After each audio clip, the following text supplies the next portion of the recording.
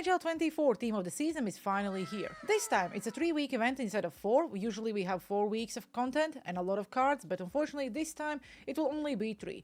First week we have 12 cards, so in this video I will break them down, talk about the sets, and I actually will share what I think about the Team of the Season this year, because if you remember very well, last year the feedback wasn't really good, at least not from me. As always, if you're new to the channel, please make sure you like and subscribe, and let's not lose any time and jump into the video to look at the cards, sets, and everything you need to know. The first 6 cards will be NHL Team of the Season. 3 of them already have Team of the Year cards. The next 6 cards are the World Team of the Season. I'm actually not really sure where did they exactly get the information and why these players deserve Team of the Season cards, but you know, Natalie Spooner get one, so I will take it. It was confirmed by EA every week we'll have 12 cards, so basically it's a full team. If you look at the NHL Team of the Season cards, Nikita Kucherov 100% deserves one. I was actually surprised that he didn't get a Team of the Year. Left-handed winger with sniper forward, playmaking forward, two-way forward. Let's be honest, no one really cares about the synergies anymore, but let's say if you activate everything, pretty much everything is 99, even considering he's only 96 overall. Superstar abilities, unstoppable force, make it snappy, puck on string, tape to tape, it's tricky, and elite edges.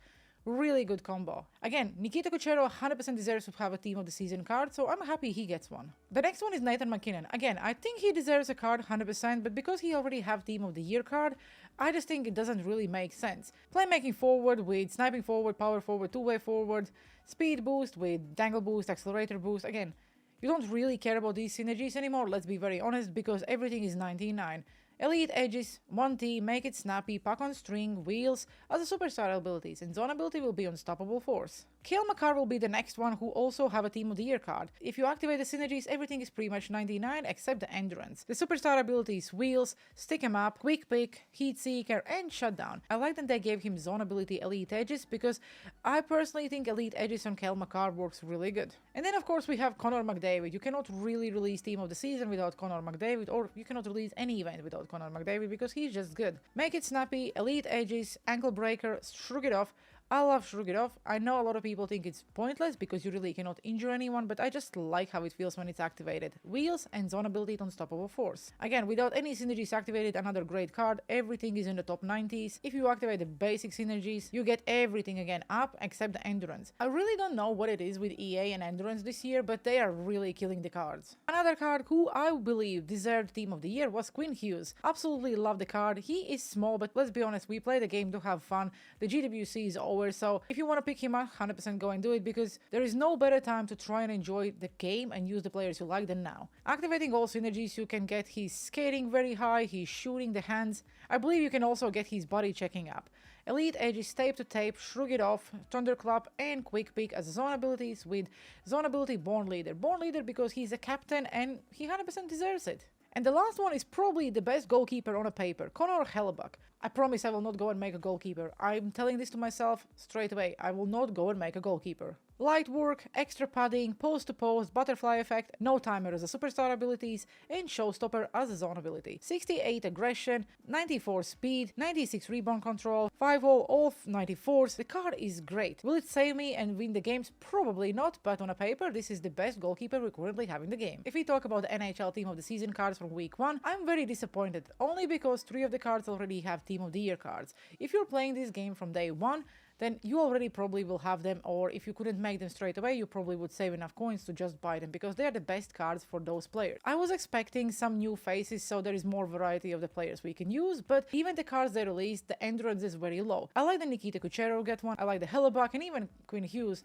but let's be very honest, Kucherov and Quinn Hughes should receive Team of the Year in the first place. If we look at the Team of the Season from around the world, Sami Vatanen is the first one, probably the best card, but he's very small. Again, if you're from Finland and you're from Europe and you watch European leagues, you probably would like to pick this card up because he's a very solid left-handed defenseman who is actually shooting right. Offensive defenseman, two-way defenseman, defensive defenseman, and force defenseman, checking boost with speed boost, defensive boost, accelerator boost, or dangle boost, playmaking boost, and shooting boost. If we activate the base synergies, you can see then the body checking is 99. With his size, it's really important.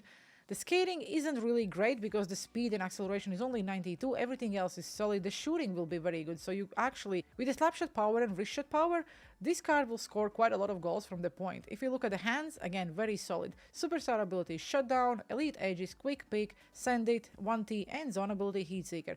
Quite solid for a defenseman. Then we have Ola Palvi from Finland, another solid center. Only at 92 overall, you can boost that face-off stat as well if you activate the defensive boost, or you can also activate two-way forward. Superstar abilities Elite Aegis, Make It Snappy, Puck on String, Tape to Tape, No Contest, and Zone ability Unstoppable Force. He's quite small, so Unstoppable Force will work, but I just think that this is a little bit copy-paste. Pretty much every single card have the same superstar and zone abilities. Then we have Natalie Spooner. Really happy she's getting a card. 100% will go and get her because she's one of my favorite players. Unstoppable Force, Elite Aegis, Make It Snappy, Puck on String, Tape to Tape, and Shrug It Off. Her 88 overall Team Canada card was really great with the same superstar and zone abilities pretty much, so I really cannot wait when I will go and try this card out. If you activate the base synergies, you can get the speed up a little bit. Acceleration really doesn't change, but I'm assuming you can probably go and play around with some of these synergies and boost some of the stats you really want. The shooting is decent, hands are decent. That probably would work on a little bit body checking maybe, because even if you activate the Shrug It Off, she's still quite small, so will be bumped off the puck quite easily. And we have Lars Johansson from Sweden. Quite a solid goalkeeper, maybe not the tallest, but again, if you're watching like European leagues, then you probably would like to pick this goalkeeper up. Showstopper, post to post, butterfly effect, sponge, and extra padding as a superstar ability, sweet light work as a zone ability. 59 aggression and 99 speed. This actually looks a very solid card. Will I go and make him or buy him? Probably not. If I would pull him on tradable, would really love to try him out. Then we have Oskar Lindberg from Sweden. I would say I'm quite disappointed with the card because without any synergies activated, his face-off stats are only 89. For a player who plays center position, I was expecting a little bit better stats. You can sacrifice the speed and actually get that face-off up if you want, with activating two-way forward and also activating defensive boost. Superstar abilities Elite Aegis, Close Quarters, Yoink, All Alone. I don't even know why do we have this ability, to be honest, but it is what it is. 1T and Tape to Tape. Tape to Tape is something I really like and I probably would activate if I would have the card, but other than that, I think that this late in the game already, no one really cares about the zone or superstar abilities. If you're trying to build a team from Sweden, for example, this would be a solid card because don't forget, Team of the Season have the same logic as Team of the Year. Every single time EA will release a card with a higher overall for any of the Team of the Season cards, Team of the Season will match the highest overall for that card. So basically you pick up the player and it will always go up as soon as EA release the card. The trick with this is, will these European players ever receive an upgrade? Probably not, so you need to be very careful when you are trying to pick any of these players in the auction house. Now let's go and have a look at the objectives and the sets and how much actually these cards cost you. So we have Team of the Season Week 1 objectives. If you complete every single objective, you will get yourself 3 event collectibles. Very disappointing. So late in the game, I was expecting EA to give us at least 10 collectibles, because let's be very honest, they should try to get people engaged to play the game. You have to play 10 games, you have to get hits, take snapshots, get blocked shots with any players, like, okay, that's something new. Get assists with any players, score goals, complete games, and so on. And by completing everything, you will get 3 collectibles. We also have hot moments for Team of the Season, but unfortunately, they are not giving us any collectibles. So again, if you want to go and play them because of the packs or some, I don't know, other goodies you can get, I probably would say yes, but other than that, it's not really worth your time. Now let's go and have a look at the sets. The cost for these sets will be exact the same as it was for Team of the Year. The Team of the Year collectibles pretty much cost exact the same thing. The only difference is now that we can trade in 91 plus overall cards and get ourselves 6 collectibles plus player pack. If we trade a 90 plus overall player, we will get ourselves 5 collectibles and 2 player packs. If we trade 89 plus overall player, we will get only 5 collectibles, so actually this is a very solid value. Don't forget about those lease packs, what broke the market and get everyone so many purples. This is a time when you need to go and use those players. If you don't have any Team of the Year players, I would probably go and suggest then you go and try these 32 collectibles for a random week 1 Team of the Seasons player.